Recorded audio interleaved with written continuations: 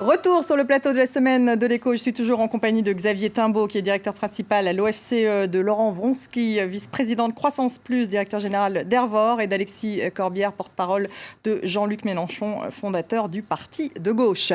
Alors, Brexit or not Brexit, that is the question. À moins d'une semaine du référendum, la campagne a tourné, vous le savez, au drame.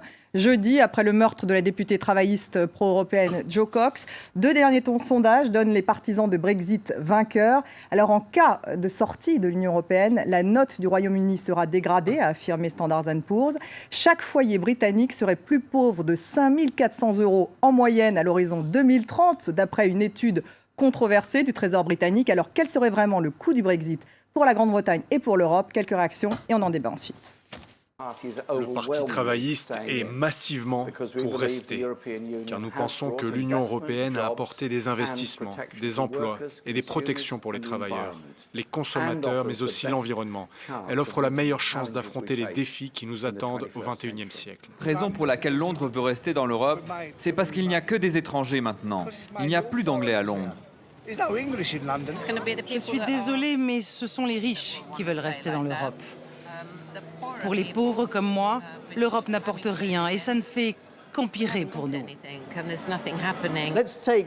Selon les estimations moyennes de l'Institut d'études fiscales, qui est impeccablement indépendant, il pourrait y avoir un trou noir dans nos finances publiques.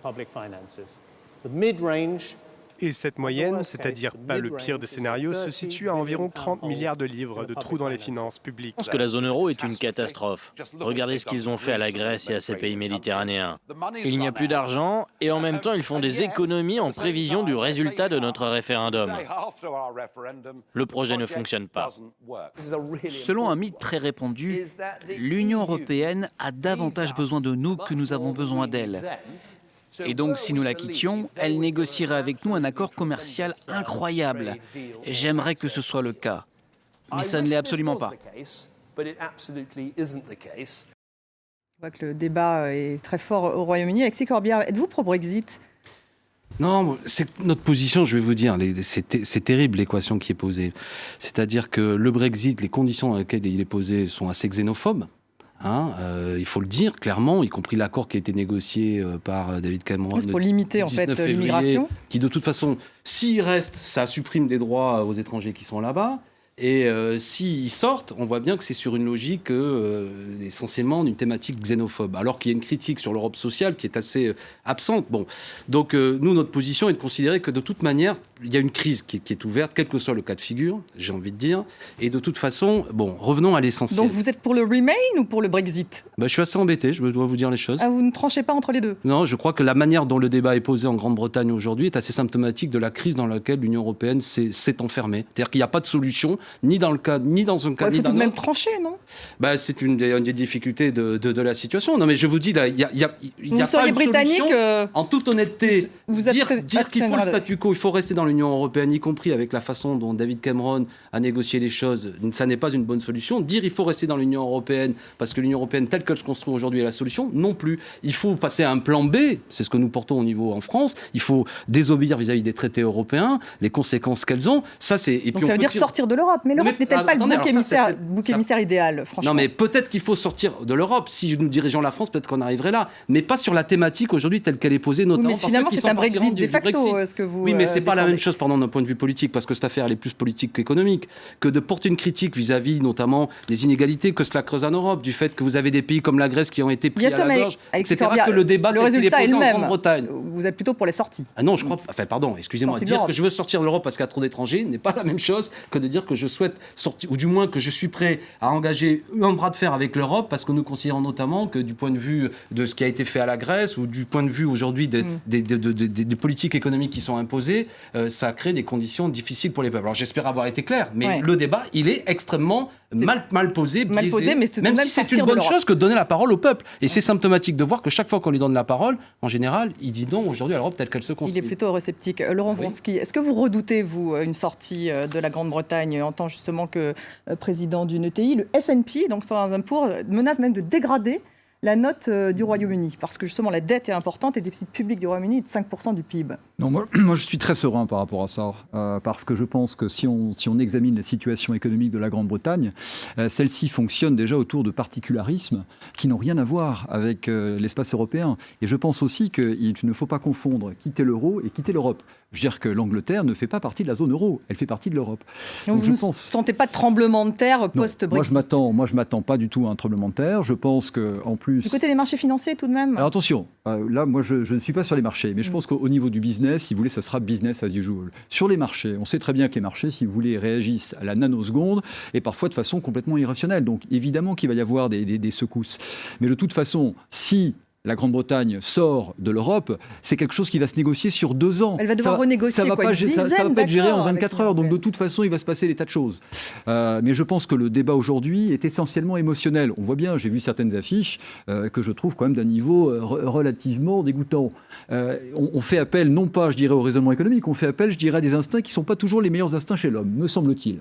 Xavier Timbaud, alors à l'OFCE, vous n'avez pas vraiment fait d'évaluation sur le coût du Brexit sur l'économie du Royaume-Uni et de l'Europe, mais enfin, le Royaume-Uni, c'est 40% d'exportation dans le reste de l'Union européenne. Donc il y a une interdépendance très forte.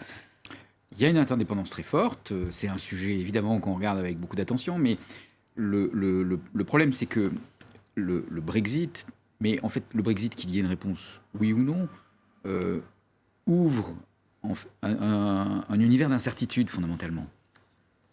S'il y a Brexit, il va falloir renégocier avec l'Angleterre les conditions. Mais le monde économique n'aime pas l'incertitude, semble-t-il. Personne n'aime l'incertitude, parce que voilà, il va falloir renégocier. Alors, qu'on comprenne bien ce qu'il va falloir renégocier. Je veux dire, le mariage entre l'Angleterre et l'Union européenne, c'est plusieurs décennies de droit commun, de directives appliquées en droit anglais, de régulations qui s'appliquent quand vous fabriquez une automobile. Aujourd'hui, ce sont des régulations européennes qui s'appliquent aux normes de fabrication de cette automobile, toute la procédure pour la mise sur le marché de cette automobile, pour la responsabilité. Est-ce que ça a un impact, justement, un impact sur le PIB européen ou pas?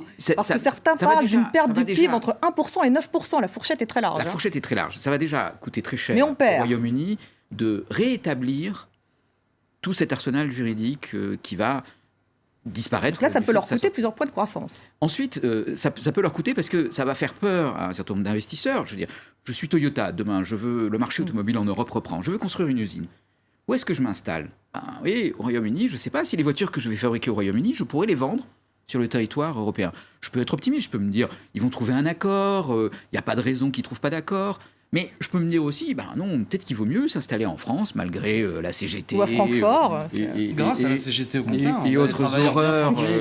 Et autres horreurs dont la France est coutumière, des 35 heures, en passant par le SMIC ou je ne sais quoi. Ils peuvent choisir Francfort aussi, Xavier Timbaud. Oui, ils peuvent choisir Francfort, mais bon, Francfort, c'est compliqué. Les gens, ils sont déjà très occupés à faire des voitures allemandes. Donc, vous voyez, en France, l'avantage, c'est qu'il y a plein de gens qui Luxembourg. Mais bon, ok, je peux du coup vouloir choisir la France plutôt que l'Angleterre. Ça peut avoir un impact.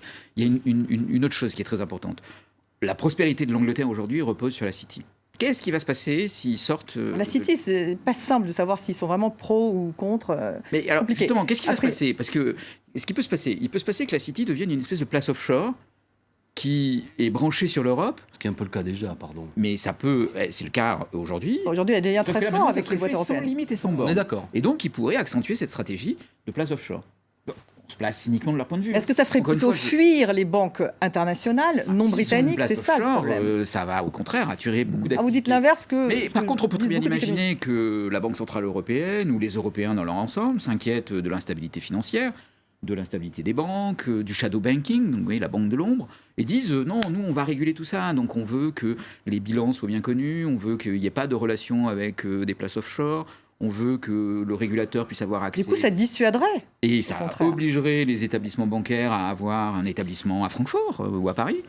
Donc il y aurait une fuite. Et ça rendrait beaucoup plus. Et on peut imaginer un scénario dans lequel la City se trouve réduite à ce qu'est la place financière des Bermudes. Donc, et à ce moment-là, le résultat est catastrophique pour l'Angleterre. Mais ça. Et pour le reste de la zone euro, au final. Ne me demandez pas de faire des prévisions. Parce que ça. Mais il y a une interdépendance entre toutes ces économies. Mais bien sûr qu'il y a une interdépendance, mais notre futur, il n'est pas écrit. C'est des éléments qui sont stratégiques. Si l'Angleterre va mal, a priori, après, le reste de l'Europe... On peut très bien aussi arriver à des situations où on va leur dire, écoutez, si vous continuez à nous chercher des noises ou si vous ne vous comportez pas bien avec nous, on va tout faire pour réduire la City à rien. Et à ce moment-là, ramener les Britanniques vers une forme de coopération. Alors c'est vrai que ça fait beaucoup de si. Que même à l'intérieur de l'Union européenne, ils continuent à coopérer avec l'Union européenne. Et peut-être même en perdant de l'influence, et finalement... le cas d'ailleurs. Alexis Corbière, ce qui est un scénario possible et probable. L'Europe risque-t-elle d'exploser si le Brexit a lieu ? Je vais répondre à sa place. Avant qu'il ne réponde, moi je pense que c'est aujourd'hui le risque principal. Il n'est pas économique, il est politique. Non, moi je crois que c'est fondamental. Vous qui avez une position, pour l'instant on ne sait pas très bien, Remain ou pas, est-ce qu'il y a un risque d'explosion tout de même, si ça arrive ? La position qui est la mienne, ça apporte de l'eau au moulin aux nationalistes, ça apporte de l'eau au moulin à Viktor Orban. Indiscutablement, mais que ce soit le vote Remain, le vote oui, apporte de l'eau au moulin du nationalisme et de la xénophobie, tout le monde a bien compris. La position qui consiste à dire qu'avec l'accord de Mme Merkel, le fait que des membres de l'Union européenne, si le oui l'emportait, qui habitent à Londres ne puissent pas bénéficier des prestations sociales, vous ne pensez pas que ça participe au... Ça, c'est la renégociation du traité avec David Cameron. Donc c'est scandaleux. Donc même le oui, il porte en lui-même une espèce de... Mais le non pourrait être pire. Mais j'entends bien, c'est pour ça que vous m'avez vu un peu gêné à vous répondre, c'est que celui qui croit que le grand rêve européen passe par le oui en Grande-Bretagne n'a pas suivi le débat. Donc risque d'explosion de l'Europe ou pas ? C'est que quand M. Tsipras en Grèce voulait renégocier l'accord, on lui a mis la tête sous l'eau. Quand M. Cameron a voulu renégocier les conditions, Mme Merkel était d'accord. Donc vous voyez, c'est à géométrie variable. Cette Europe-là doit mourir, elle doit exploser, cette Europe-là. Moi, j'y suis favorable à son explosion, à la renégociation des traités. Quitte à prendre un risque énorme tout de même, parce que ce sont les nationalistes d'extrême droite qui... Mais est-ce que vous êtes au courant qu'ils sont actuellement en progression, les nationalistes d'extrême droite, à cause justement de la manière dont l'Europe jette les peuples les uns contre les autres. Ouvrons les yeux. Est-ce que vous voyez qu'à chaque élection européenne, il y a plus de 60% d'abstention dans toute l'Europe ? On ne construit pas une entité politique économique sans l'accord des peuples. Et moi, ce qui m'intéresse, c'est que là, il y a une pédagogie d'ailleurs en Europe, en Grande-Bretagne, il faut donner la parole au peuple. Mais pas dans le cadre tordu où vous avez d'un côté les libéraux et de l'autre les ultralibéraux. Parce que là, de toute manière, quelle que soit l'issue du scrutin, de toute manière, c'est une situation. En tout cas, le destin de l'Europe, on peut le dire, est quand même directement lié à ce qui va se passer le 23 juin. En raison de l'entêtement de Mme Merkel, notamment aussi. Merci à tous les trois. Merci à vous d'avoir suivi cette semaine de l'écho. Restez avec nous sur France 24.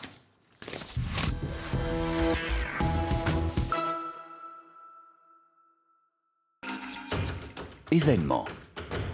Brexit or not Brexit, le 23 juin, les Britanniques sont appelés aux urnes pour décider de rester dans l'Union européenne ou d'en sortir. Et nous serons en direct de la capitale britannique à Londres avec de grands invités toute la soirée. France 24 vous fait vivre ce référendum historique en direct de Londres.